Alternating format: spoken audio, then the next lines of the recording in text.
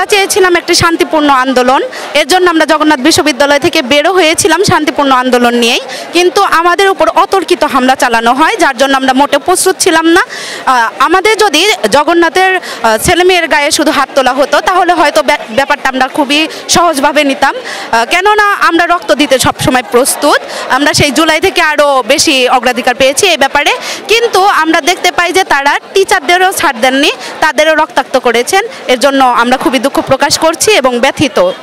এই যে আবাসন সমস্যার জন্য এটি কি সরাসরি আপনাদের শিক্ষার উপর কোনো ধরনের বাজে প্রভাব ফেলছে? জি, অবশ্যই আমাদের উপর বাজে প্রভাব ফেলছে, কারণ দেখেন আপনি আশেপাশে যত পাবলিক ইউনিভার্সিটি আছে তাদের যথেষ্ট পরিমাণে আবাসন রয়েছে। এর জন্য তাদের আবাসনের জন্য কখনোই চিন্তা করতে হয় না মাস শেষে সে মেস ভাড়া কীভাবে দিবে, কোত্থেকে দিবে। এর জন্য কি করে তারা 1-2টা টিউশন করে শুধুমাত্র চলে যায় এবং তারা ভালোভাবে চলতে পারে। কিন্তু অন্যদিকে দেখা যায় যে আমরা যারা জগন্নাথ বিশ্ববিদ্যালয়ে রয়েছি তাদের অতিরিক্ত পরিমাণ টিউশন করতে হয় এবং বাসা ভাড়া ম্যানেজ করতে হয়, খাওয়া ম্যানেজ করতে হয়। এর জন্য তাদের পড়াশোনার উপর প্রভাব পড়ে, কারণ তারা যথেষ্ট সময় পায় না পড়াশোনা করার। এটা তো আমাদের টোটালি আশা ছিল না, আমরা তো আমাদের মতো সুষ্ঠুভাবে সুন্দরভাবে কার্যক্রম করে আসছি, কিন্তু হঠাৎ করে যে আক্রমণ আমাদের ছাত্রদের উপর আক্রমণ করছে মাঝখানে যখন আমাদের শিক্ষক, আমাদের স্যার, আমাদের প্রক্টর স্যার যখন তা বাধা দিতে দেওয়ার চেষ্টা করছিল তাদের উপর আক্রমণ করছে, আমরা এই ব্যাপারে টোটালি লজ্জিত। বিশ্ববিদ্যালয়ের মতো আমরা দেশের প্রথম শ্রেণীর নাগরিক, আমাদের উপর এইভাবে করে অস্ত্রের আঘাত সে জুলাই আন্দোলনের পরবর্তীতে আবার সেটা পুনরাবৃত্তি হয়েছে। তো এটা আসলে খুবই নেক্কারজনক ঘটনা, আমরা এটা একদমই আশা করিনি প্রশাসনের কাছ থেকে। চলছে কিন্তু আমরা সেই প্রথম থেকে অবহেলিত। ইভেন আপনারা যদি চিন্তা করেন যে আমাদের বিশ্ববিদ্যালয় কিন্তু সেই ঐতিহাসিক একটা বিশ্ববিদ্যালয়, আমাদের অনেক ধরনের ইতিহাস আছে, আমাদের স্কুল থেকে কলেজ থেকে এখন বর্তমানে বিশ্ববিদ্যালয়, প্রায় এত ইতিহাসের পরও আমরা এত অবহেলিত কেন? আবার তুলনা করে দেখবেন যে অনেক বিশ্ববিদ্যালয়ে অনেক স্পেস আছে, লাইক জাহাঙ্গীরনগর বিশ্ববিদ্যালয়, ওখানে প্রায় 600 একর প্লাস জমি, কিন্তু তাদের স্টুডেন্ট সংখ্যা দেখতে গেলে আমাদের থেকে অনেক কম। তাদের স্টুডেন্ট সংখ্যা প্রায় কত হবে, 11,000 কি 12,000 এরকম আর কি হবে আমার জানা মতে। তো আমাদের স্টুডেন্ট প্রায় 19,000 প্লাস। তো এই তুলনায় আমাদের জায়গা অবশ্যই কম, তার মধ্যে হল আবাসনের তো আমাদের কোনো এখনও পর্যন্ত কোনো বালাই নেই। আমরা সেই 20 বছর আগে থেকেও আমরা আন্দোলন করছি, এর আগেও আমাদের সিনিয়র ভাইরা অনেক আন্দোলন করছে, অনেক রক্ত দিচ্ছে, অনেক করছে, স্ট্রাগল করছে, তারপরেও তার কোনো সমাধান হয়নি।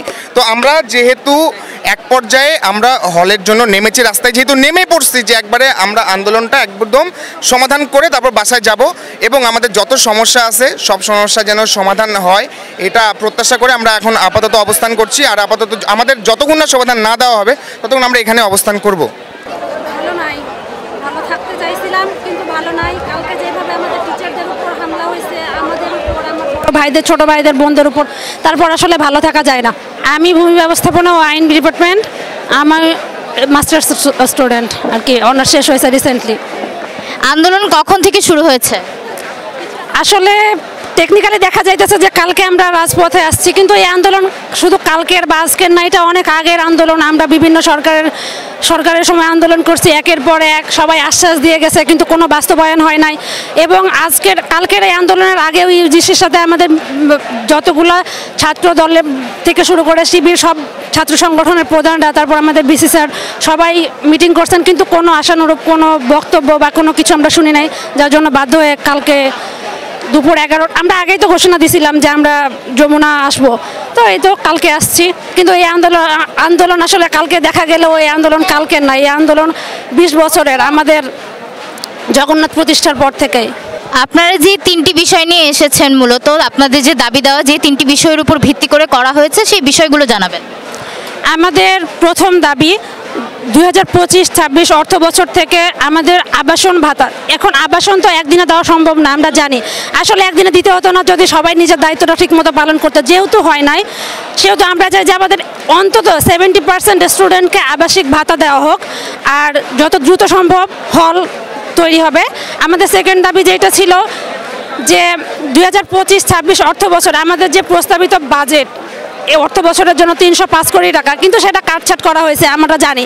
আমরা চাই যে এই বাজেট কোনো কাটছাট ছাড়াই এটা সফল হবে, এটা আসলে এটা বাস্তবায়ন হবে এই তো। আর আমাদের থার্ড যেটা দাবি, এখানে 3 দফা দাবির মধ্যে, যে আমাদের যে নতুন ক্যাম্পাস, দ্বিতীয় ক্যাম্পাস, এই দ্বিতীয় ক্যাম্পাসের কথা জানেন, দ্বিতীয় ক্যাম্পাসের ভূমি অধিগ্রহণ এখনও সম্পন্ন হয় না, প্রাচীর ওঠে না। এত বড় একটা প্রকল্পে কাজ করে 3-4 জন শ্রমিক, এটা তো এভাবে চলতে পারে না। এইটা দ্রুত পরবর্তী একনেক সভায় এটা নিয়ে এটা বাস্তবায়ন করতে হবে একদম অগ্রাধিকার প্রকল্পের ভিত্তিতে। এটাকে খুব দ্রুত বাস্তবায়ন করতে হবে আমাদের দ্বিতীয় ক্যাম্পাস। এবং কালকে আন্দোলনে হামলার পরে আমাদের আরেকটা দাবি যুক্ত হয়েছে যে পুলিশ কার অনুমতিতে আমাদের উপর হামলা করছে এবং যারা হামলা করছে তাদের আইনের আওতায় এনে তাদের শাস্তি নিশ্চিত করা।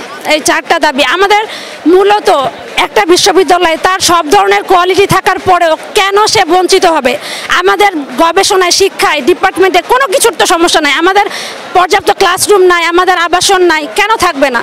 20 বছরও একটা বিশ্ববিদ্যালয় ঢাকার বুকে দেশের যখন দেশের প্রয়োজনের মুহূর্ত আসছে তখন আমাদের বিশ্ববিদ্যালয় সবসময় অবদান রাখছে, কখনোই তো আমরা পিছপা হয় নাই। আমাদের রিসেন্ট জুলাই আন্দোলনে আমাদের 2 জন ভাই জীবন দিছে। কেন দিছি? আমরা এই বৈষম্য মানার জন্য। আমরা ভেবেছিলাম যে আমাদের দাবিগুলো নিয়ে আমাদের এত রাস্তায় নেওয়া লাগবে না, কিছু করতে হবে না, কারণ আমরা বিশ্বাস রাখছিলাম যে বৈষম্য দূর হবে, আমাদের দাবি মেনে নেওয়া হবে, কিন্তু আসলে কিছুই হয় নাই। যার জন্য আমরা এখানে দাঁড়িয়ে আছি কালকে থেকে। এখন 24 ঘন্টা পার হয়ে গেছে, এখন পর্যন্ত সরকারের পক্ষ থেকে আমরা কোনো ধরনের কোনো কথা শুনি নাই যেটাতে আমরা আশ্বস্ত হইতে পারি যে সরকার আমাদের পাশে আছে। এই তো গতকাল আমাদের উপর হামলা করা হয়েছে, যে এটা হচ্ছে একটা অযৌক্তিক একটা বিষয়। একটা বিশ্ববিদ্যালয় যেখানে পড়াশোনার পরিবেশ থাকবে, যেখানে হল থাকবে। আপনি একটা বিষয় খেয়াল করেন, যেখানে আমাদের বিশ্ববিদ্যালয়গুলোতে অনাবাসিক, আবাসিক বিশ্ববিদ্যালয় আছে, কিন্তু সেখানে আমাদের জগন্নাথ বিশ্ববিদ্যালয় সম্পূর্ণ একটা অনাবাসিক বিশ্ববিদ্যালয়। সেখানে আমাদের কোনো কি ভাতা নেই, আমাদের এখানে হল দেওয়ার কোনো অগ্রগতি নেই। সেই জায়গায় আমরা আমাদের সাধারণ দাবি দেওয়া নিয়ে আমরা যখন হচ্ছে কি ইউজিসিতে যাচ্ছি, আমরা শিক্ষা ভবনে যাচ্ছি, তখন আমাদের কি আমাদের ডিনাই করা হচ্ছে। এবং আমাদের উপর আমরা যখন আমাদের যৌক্তিক দাবিটা, এবং আরেকটা বিষয় বলা হচ্ছে যে আমরা হচ্ছে লং মার্চ টু যমুনা, এটা হচ্ছে আমরা হুট করে করছি, কিন্তু আমরা এটা আমাদের অনেক দিনের আন্দোলন। আমরা এই বিষয়টা যখন আমরা গতকালকে ইউজিসিতে গেছি, গত পরশু দিন, তখন আমাদেরকে খুব বেশি সাড়া দেয়নি। তার পরিপ্রেক্ষিতে আমাদের আন্দোলনের ডাক দিয়ে আমরা লং মার্চ টু যমুনা থেকে যেতে যাচ্ছি, তখন আমাদের উপর অতর্কিত যে হামলা চালানো হয়েছে, এটা একটা অনাকাঙ্ক্ষিত, এটা একেবারে দুঃখজনক একটা ব্যাপার যে একটা বিশ্ববিদ্যালয় স্টুডেন্টের উপরে হামলা চালানো হচ্ছে, যেটা একেবারে নির্মম, যেটা কল্পনা করা যায় না। এটা হচ্ছে আগস্ট পরবর্তী সময়, জুলাই আন্দোলনের পরে এটা একেবারেই অসম্ভব একটা ব্যাপার, এটা একদম অযৌক্তিক। এটার ন্যায্যতা জগন্নাথ বিশ্ববিদ্যালয়ের শিক্ষার্থীদের আছে। জগন্নাথ বিশ্ববিদ্যালয় যে আন্দোলনটা চলতেছে, এটা আমরা আমাদের দাবি যতক্ষণ না পর্যন্ত বাস্তবায়ন না হচ্ছে আমরা আন্দোলন চালিয়ে যাব। তার মানে আপনারা কি আপনাদের দাবি পূরণ না হওয়া পর্যন্ত এবং সরকার থেকে কোনো ধরনের নির্দেশনা না আসা পর্যন্ত রাজপথেই থাকছেন?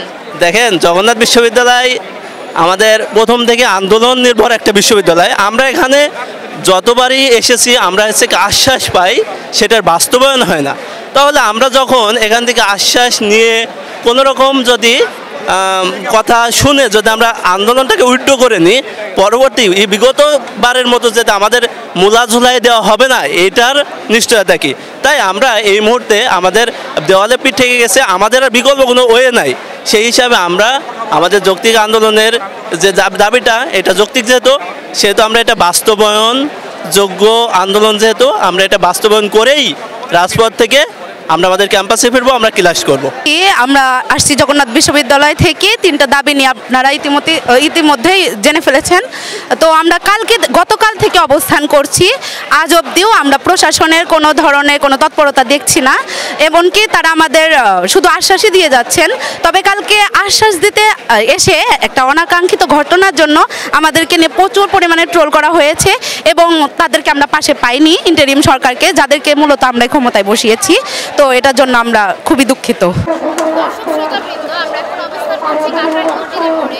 আমরা এখন এখানে দেখতে পাচ্ছি যে জগন্নাথ বিশ্ববিদ্যালয়ে যে আন্দোলনটি চলছে, এখানে এখনো কোনো অগ্রগতি দেখা যাচ্ছে না। এমনকি সরকারের তরফ থেকে পাওয়া হয়নি কোনো ধরনের আশ্বাস। এমনকি ছাত্ররা এতটুকু জানিয়েছেন যে তারা যতক্ষণ পর্যন্ত তাদের যথাযথ দাবি দাবা মেনে না নেওয়া হচ্ছে এবং তাদের আবাসনের ব্যবস্থা এবং প্রস্তুতি পূরণ করা না হচ্ছে, তারা রাজপথ ছাড়বেন না।